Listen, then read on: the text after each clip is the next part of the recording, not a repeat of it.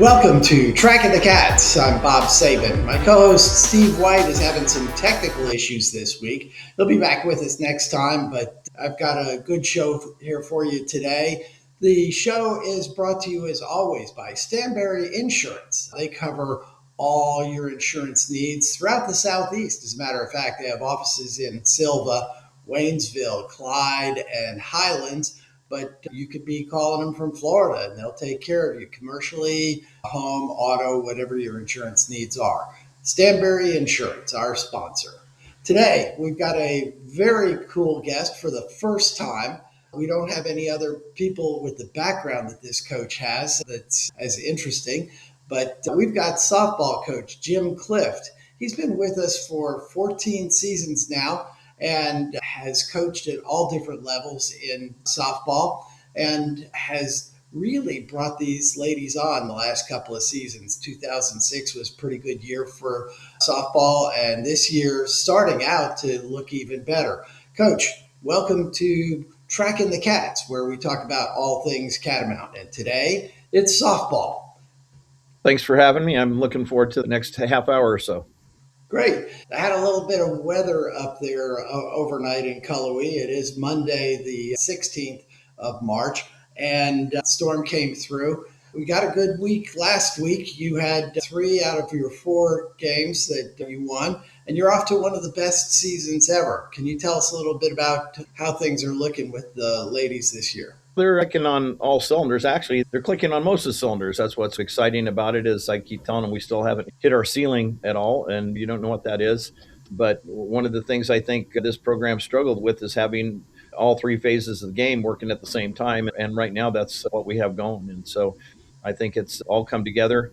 We've kind of been working towards this. It's not just this season. It worked out. We've been trying to put these pieces together since COVID. We had a really great year the year after COVID, and it was with all the restrictions and such. And we ran into a few years of struggling in the pitching area with some different odd things happening, all coming together. And so we've been digging ourselves out of the pitching hole, and it looks like that's happened. And with that, that's really what this game comes down to. If you score a whole bunch of runs all the time, that's great. But if you let the other team score more, you're not going to win very many games. So I think we're coming together on pitching, defense, and the offense right now is clicking big time. And I think we're seeing the results of that. So over 14 years here in Cullowhee, you have seen ups and downs. What's it been like over that period of time, and what kind of challenges have you guys faced? You talked a little bit about COVID, but there were years before that too that we've had some pretty good seasons. But tell us a little bit about those 14 years.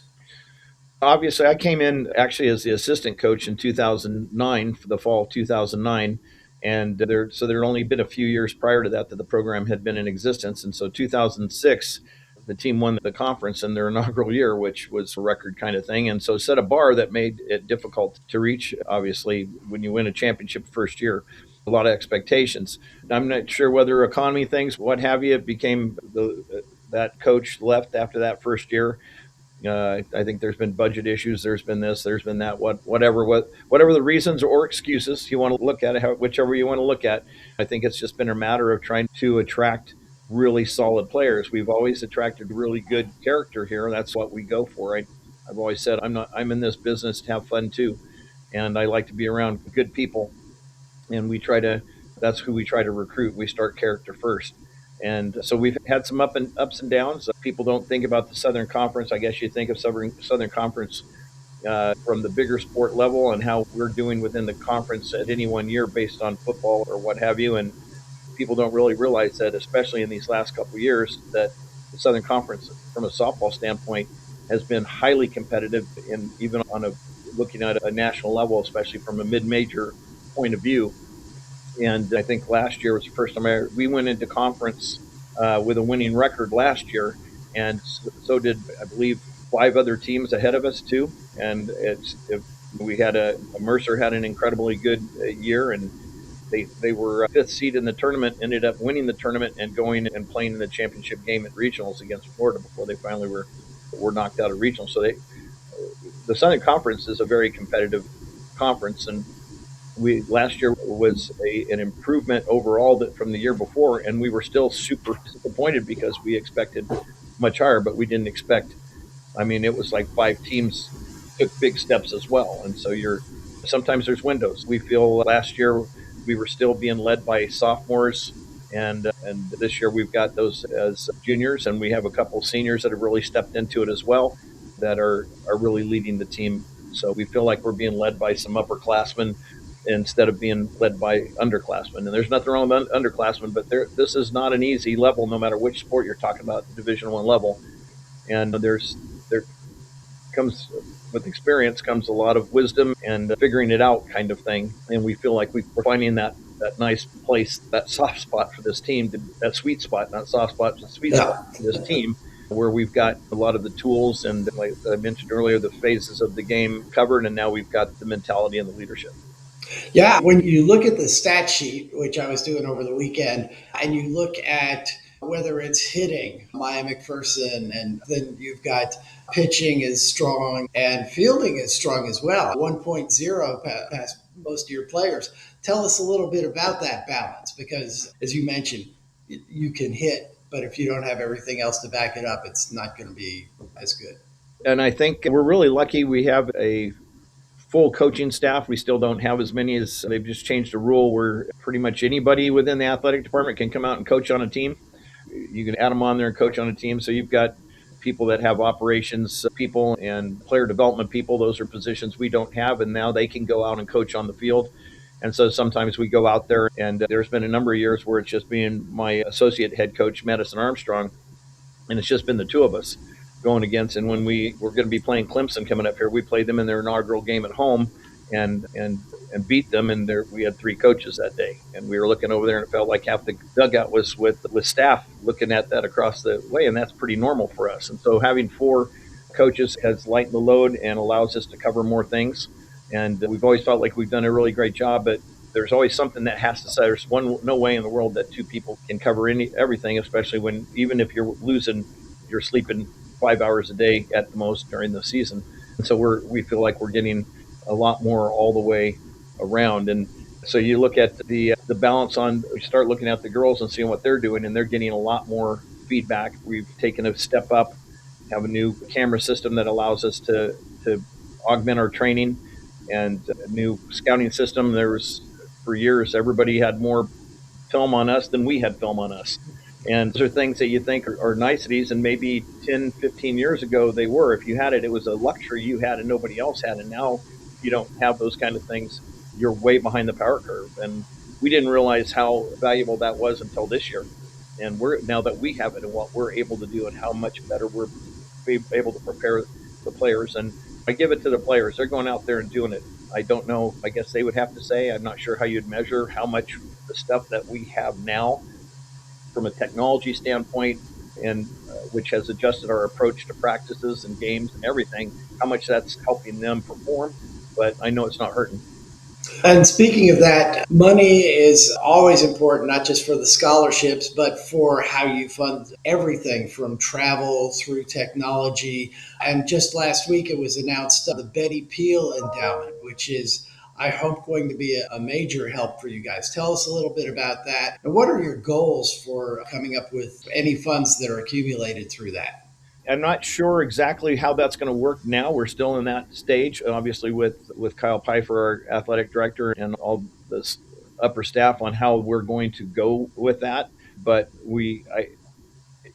I think that's one of the things, and not to get too controversial here. This is a cultural thing for us, not here at Western as much as it is just an overall cultural thing. And you'll notice even at the bigger levels, there's going to be a discrepancy on the support for women's athletics.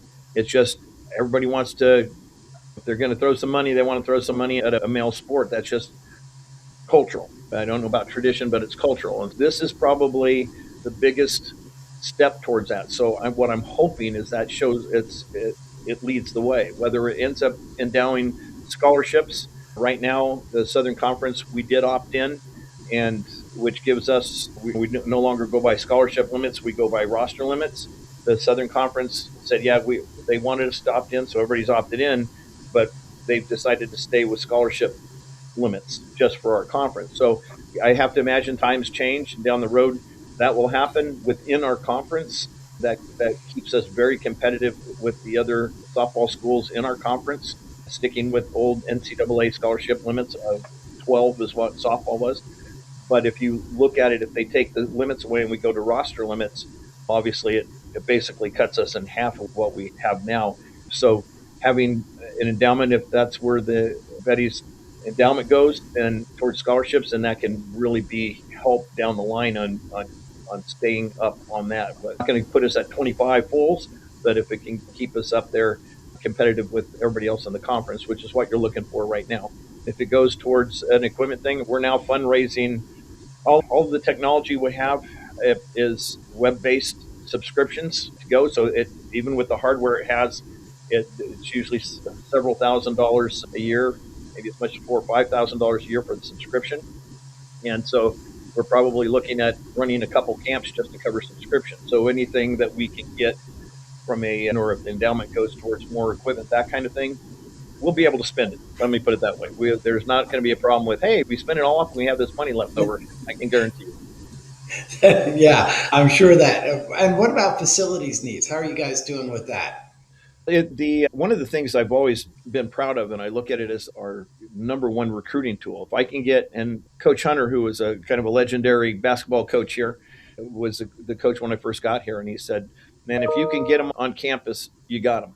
And I didn't know exactly what that meant, but anybody that's been on this campus in general knows how beautiful it is, and it's just gotten better since back then. When I first got here in 2009, they were still building some of the dorms, and they had just opened up the main dining hall, and so where the fountain is right now is a big pile of red mud. They like apparently the year before I got here, they had closed the road that went through it.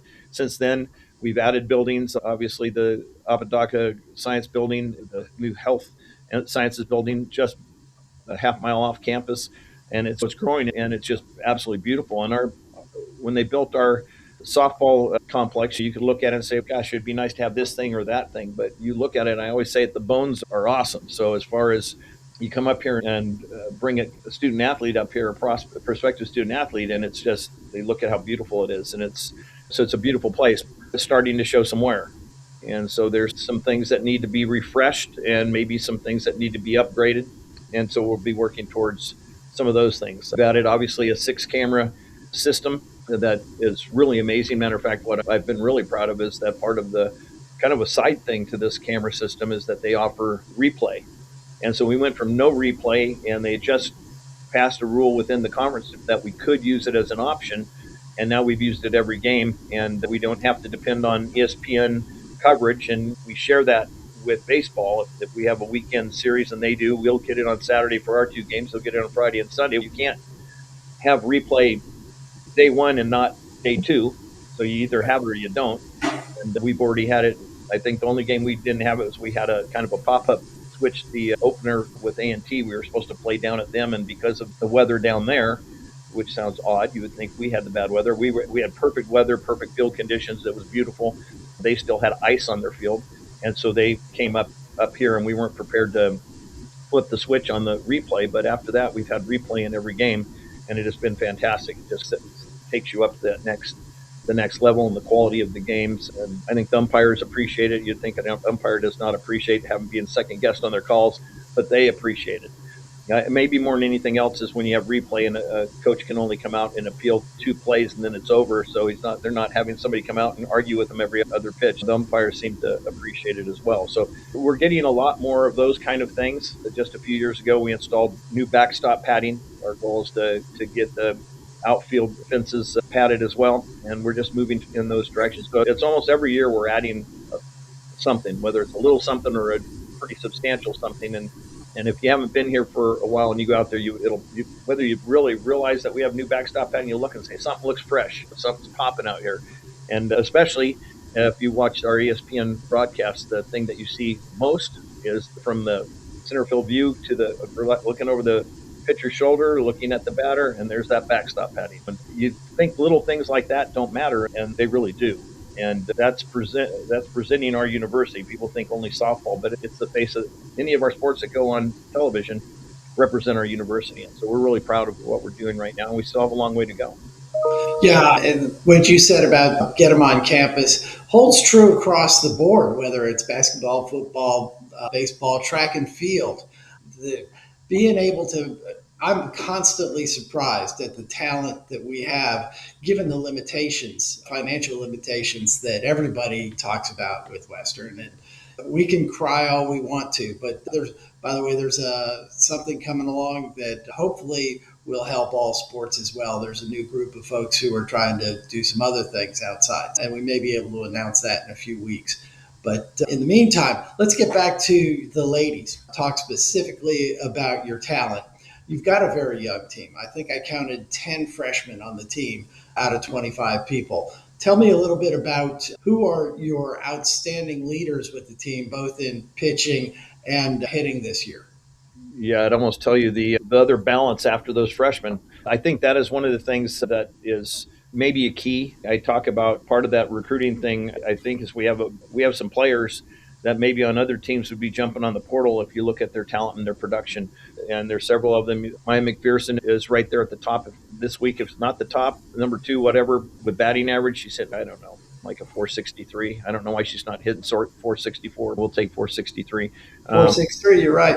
And why is she staying here? Why are these players where everybody else is hopping on portals? And I think they came here because they wanted this experience. They're that group of people that aren't looking for that temporary let me see the money kind of thing. And then I get it. I guess everybody's got their price. I don't know, but this is where they are flourishing athletically, academically, and socially. We're getting some really good people, and that kind of those kind of core values or kind of things that they're looking for are all of a sudden some are also really good qualities of good people that end up becoming good leaders.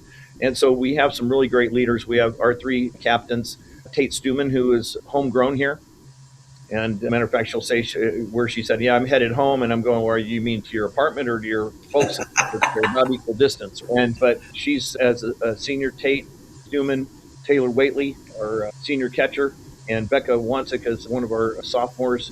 Incredible leaders, but is followed up by Lily Bell and Sydney Dirks and Maya McPherson, who happen to be leading on the field as well. But when we have, it's one of those things you want a player led team. That's the most powerful leadership you can have because if it's always coaches, then it's external motivation and it's coming from them. And so we'll get done with a game, whether it went the way we wanted to or not, whether there was issues that we have to talk about. Certainly the coaches might bring up a few things, but many times I'm getting ready to go, okay, let's talk.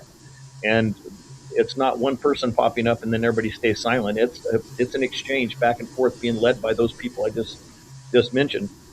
So I think the leadership is super strong. It has to be with the number of freshmen we have. And obviously we have some sophomores, but we have some sophomores waiting in the wings as well with the leadership. Our starting center fielder, Courtney Marks, a great leader. She stepped up and asked to present in the fall about doing an exercise that she had done before in core values. We talked it over and I threw it her way. She did a fantastic job. That's amazing for an underclassman to stand up in front of her teammates.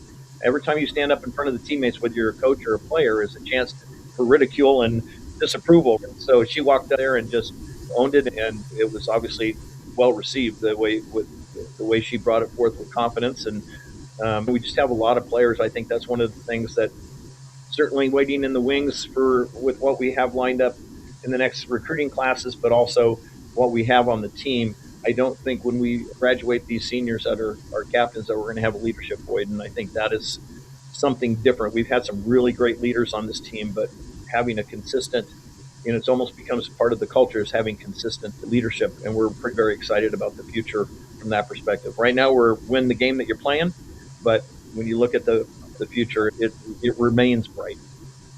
Talk a little bit about your pitching staff because you're having a good year there as well, at least Yes. starting out. Yeah, I would say we've got a senior there with Riley Pennington, and she's doing a really great job. She comes in many support roles. We're probably not as robust there as I would feel comfortable, and no coach is ever comfortable all the time. You got to stay uncomfortable. So we're really being led by two sophomores. So in that case, you'd look and say we probably are a little bit younger on that, but they're both just doing a great job. I think we're pretty much led by Amanda Fulton, and you look at her, she has a 7-3 record. We've thrown her into the every fire we can find. But if you want to call being 7-0, which AG Batson is, as a number two. It's hard to say. You can't. Which one's your number one, right? They both are throwing very well. They're very different pitchers. And I think they're two examples. If you look at their numbers last year, Amanda started off really well, and as the year went on, we that's where we struggled. That's what slowed us down. Was pitching started off really well last year, and then was not strong. It was a lot to ask of a freshman to carry the team on her shoulders, and she did a solid job all the way through. But really, you could see her getting tired. I think she did a great job of saying, okay, that's what it looks like. Most of the freshmen that played travel ball, she played really high level travel ball. She played on the same team as Lily Bell did. They all come in going, yeah, I played travel ball every weekend. We played 5+ games. I know what it's like. I can handle it. And then they get here and they don't understand when you live and breathe softball, and then the rest of the time you're doing your academics, and it's every day. And if you're not doing softball, you're still hitting the weight room, and it's a grind. And I think she realized what it took, and she came back after the summer just an amazing somebody that figured it out. And I'm really excited to see how things go the rest of the year for her and this team. But I'm really excited to see what happens for the rest of her career. She's just a really level-headed player. If you see her strike somebody out and point at the catcher, that's a big display of emotion for her. AG Batson, the same thing. Now that's when you'll never know what she's thinking. She's got that game face on all the time, and she has grown so much from her freshman year. And I think both of them have become very consistent, which was usually what happens with a freshman at any position, is the consistency issue. When they're playing their best, and gosh, they're amazing. They're playing like the senior, and then the next game or next play, not so much. And I think that's what we're getting out of our sophomores on up, is the consistency, and that's really I think the main thing happening for Amanda and AG Batman. That's great. We've got a big week coming up. You got Clemson tomorrow, hopefully, if the weather allows it. They will actually be on campus, a nationally ranked team. It's a rematch from last year. And then you start the conference season this weekend.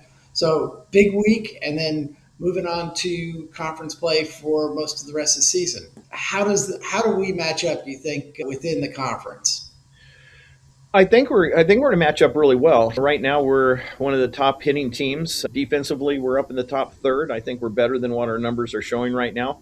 We have a freshman or two freshmen that are working at shortstop, and if we could go and take their numbers, eliminate the first half of the season, and look at their numbers, everything is much higher, and I think that's getting better. So I think we're going to get better defensively. So we're up there in the top third of that. We are in the top half pitching. If you take a look at everybody's top three numbers of pitchers, we're probably right there in the number one or two. We're right there. But I always say you still got to go through UNCG. You still have to go through Chattanooga. I don't care what they're doing. They have customarily been the big program. Samford has always been a strong program, and you look at their record; they have a losing record. Go check who they've been playing. Um, Right. just completely ignore their record. I can tell you, when you get into the conference, they have the ability to walk through the conference. And then Wofford right now is probably showing the best of anybody. And I sure haven't figured out what they did last year. And talking to their coach, they were shaking their head about their offense, and they had really great pitching. And now that their pitching is still solid, but it's flipped. Now they're leading the conference in hitting, so that's something. You've got ETSU. Has struggled the last few years, and now they are in preseason one of the top teams. What's happening is everybody's hitting pretty well, but those teams that I've talked about have a good, at least one frontline pitcher that can get it done. I think the pitcher leading the conference right now from UNCG is a transferred in, and so you don't know what's going to happen from year to year, but I think we're going to be right there in the mix. So I'm not going to make any bold predictions. This is a crazy game, but the way we approach it, we don't have to play a whole season. We just have to play one game at a time. And that mentality, that one pitch, one game at a time thing is huge. It's a simple cliche kind of thing to say, but it is very hard to actually do. And so I think I'll make this bold statement. We're going to be right there when we get going, but it's going to be a battle every game. I don't know what it is. You can play a really tough schedule. And I don't know. I don't know if we played the toughest preseason schedule in the conference. Like I said, you look at somebody like Samford, but I feel like we played a super solid schedule. So you can look at some really good, solid wins that we've had against some really solid teams.